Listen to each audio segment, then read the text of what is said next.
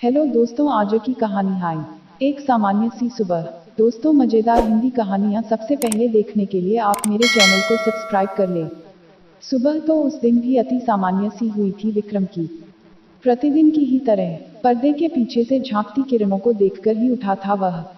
उसे अलार्म की आवाज से उठना कभी नहीं भाया। 9 बजे पहुंचना होता था अस्पताल और उसी की बगल में बने क्वार्टर में रहता था वह।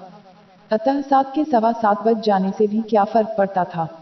उठते ही रेडियो चला देता ताकि लगे घर में उसके सिवा भी कोई है। रेडियो का लाभ यह है कि वह टीवी की तरह आपका ध्यान आकर्षित नहीं करता। उसके बजते रहने से काम भी होता रहता है और मन भी लगा रहता है। विक्रम को अपना नाश्ता स्वयं ही बनाना होता था। अंडा, डबल रोटी और दूध का ग्लास। बस हो गया नाश्ता। दोपहर का भोजन वह अस्पताल की कैंटीन में कर लेता और रात का एक स्त्री आकर बना जाती। बहुत कम थी विक्रम की जरूरतें। कैंसर विशेषज्ञ है डॉ. विक्रम सहाय और पूरी तरह समर्पित। अपने क्षेत्र में पारंगत माना जाता है वह। वर्षों से इस प्राइवेट अस्पताल में काम कर रहा है। शहर में तो नाम है ही, आसपास के शहरों से भी मरीज कंसल्टेंट के लिए आते रहते हैं। पर कभी कभी एक अति सामान्य सी लगने वाली सुबह भी एक असामान्य सा दिन ले आती है ना। सो ऐसी ही सुबह थी वह भी। मंगलवार का दिन था वह। सुबह से ओपीडी में बैठे बैठे थक चुके थे विक्रम। बाहर बस एक आखिरी मरीज है, नर्स ने बताया और एक स्त्री को व्हीलचेयर पर भीतर लाया गया। डॉक्टर ने उसे परीक्षण मेज पर लिटाने को कहा एवं हाथ का काम पूरा करके उठे।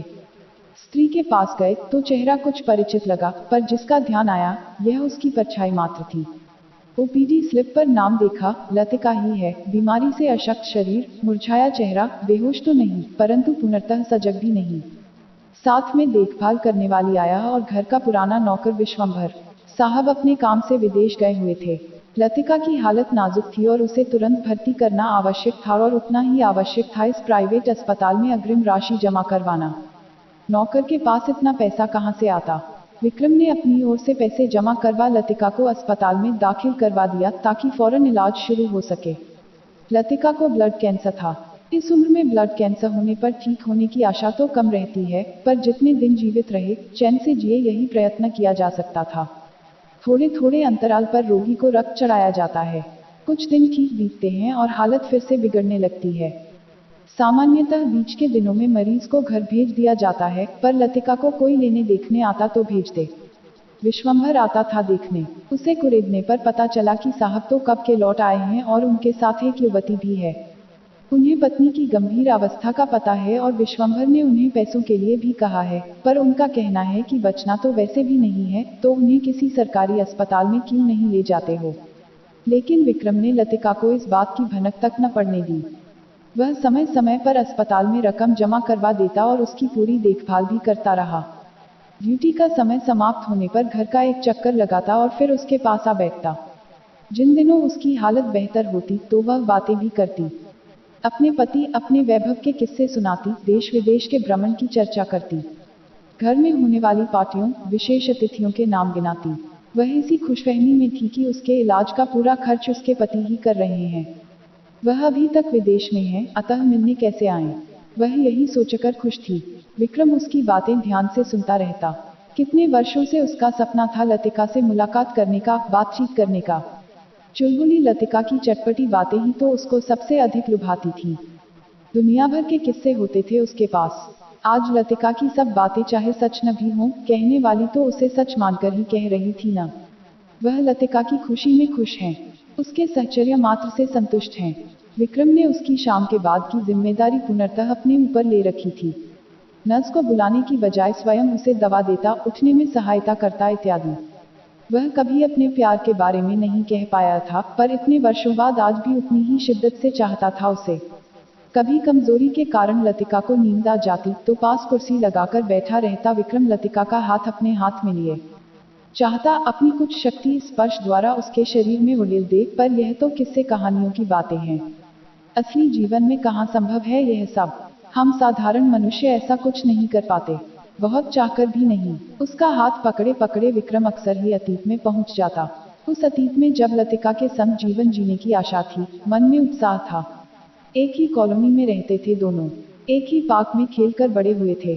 बचपन का वह धमा चौकड़ी वाला दौर धीरे धीरे लड़कियों के लिए पार्क में चक्कर लगाने और लड़कों के लिए क्रिकेट फुटबॉल खेलने में बदल गया। इन सब के बीच एक उम्र ऐसी आती है जब परिचित लड़कों की निगाहें बचपन संग खेली लड़कियों को एक अलग नज़र से देखने लगती हैं और जो बचपन की नज़र से बहुत अलग होती है। उन्हें देखकर कुछ अलग तरह का महसूस होने लगता है। बहुत क्षण क्षण आता है यह बदलाव, यहाँ तक कि उन्हें स्वयं भी इस बात का पता नहीं चल पाता। हो भी कैसे, बहुत नया सा अनुभव होता है यह पहला प्यार। इसको समझना कठिन है, परिभाषित करना और भी कठिन। सिर्फ महसूस किया जा सकता है। यूं तो पार्क में लड़के लड़कियों के अलग ग्रुप बने हुए थे, पर विक्रम और लतिका के एक स्कूल और एक ही कक्षा में होने के कारण आपस में अक्सर बात हो जाती। कभी स्कूल के किसी काम को लेकर तो कभी यूं ही। धीरे धीरे इन यूं ही वाली बातों की संख्या बढ़ने लगी। बातों में लतिका की बातें होती भी तो इतनी रोचक थी कि सुनने वाले का मन ही न होता उसे रोकने का।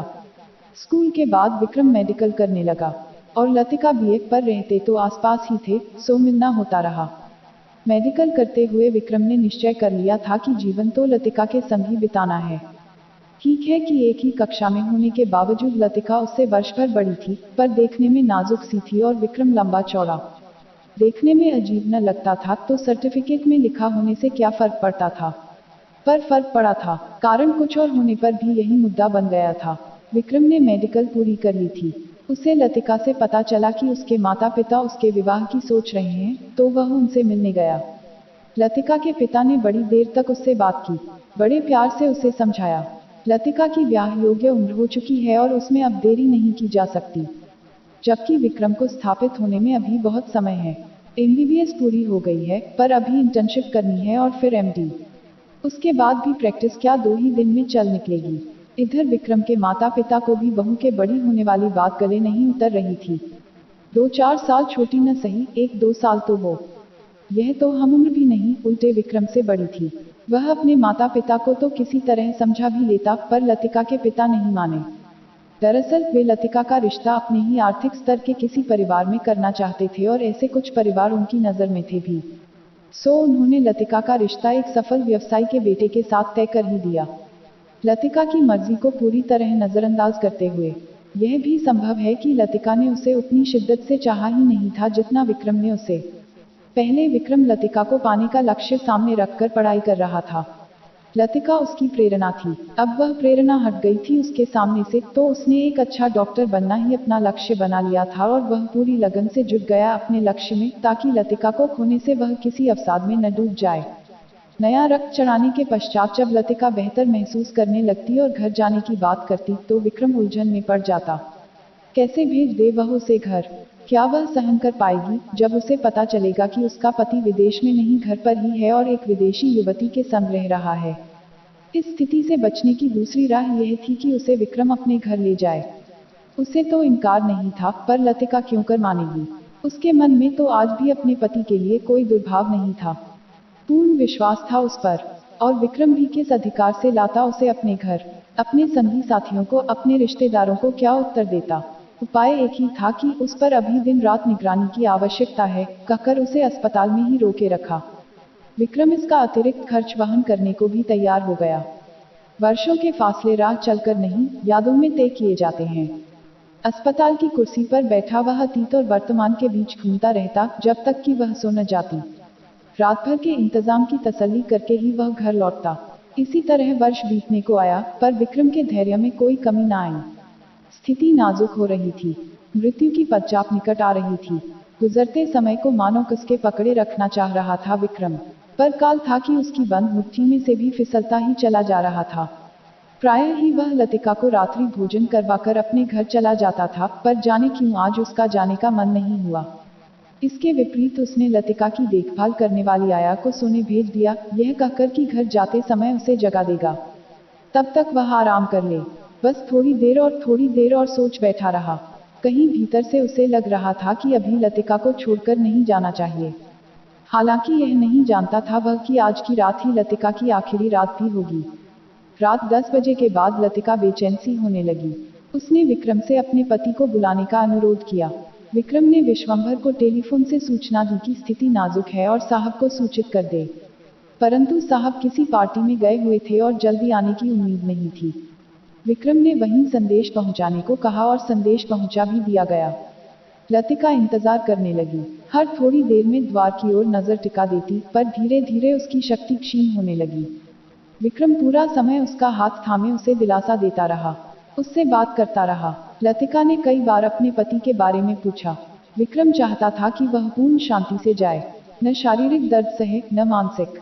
अतः वह झूठ ही कह देता कि उसके पति का फोन आया था समाचार जानने के लिए। पति उसका जैसा भी था, वह पूरी तरह समर्पित थी उसके प्रति। किस धातु से बना होता है स्त्री मन? मन होता भी है क्या स्त्री के पास? कब कर पाती है वह अपने मन की? अपने मन से तो नहीं चुना था लतिका ने अपना पति, पर एक बार उसके साथ बंध गई तो पूरी निष्ठा से निभाया। अपने कर्तव्य पर प्यार को हावी नहीं होने दिया। स्त्री को नाजुक कहते हैं लोग, इतना मजबूत तो पुरुष कभी नहीं हो सकता। लतिका के पति के पास संदेश तो पहुंच गया, परंतु पार्टी बहुत महत्वपूर्ण थी, बीच में नहीं छोड़ी जा सकती थी। एक नया अनुबंध मिलने की पूरी उम्मीद थी। वापसी में अस्पताल से होता हुआ आऊंगा, उसने कहला भेजा। लेकिन नया अनुबंध प्राप्त करने के सुरूर में वह अस्पताल जाने वाली बात तो भूल ही गया। दूसरे दिन सुबह 9 बजे के लगभग जब वह अस्पताल पहुंचा तो लतिका का शव मोर्चरी में रखा जा चुका था और कमरे की सफाई हो रही थी। विक्रम वहीं अस्पताल में ही था। मृत्युपत्र पर हस्ताक्षर उसी के थे, पर उसकी पूरी निष्ठा के बावजूद दाह संस्कार तो उसके पति के हाथों ही होना था। यही सामाजिक नियम है। पूरा श्रृंगार किया गया लतिका का। सुहागिन मरी थी वह।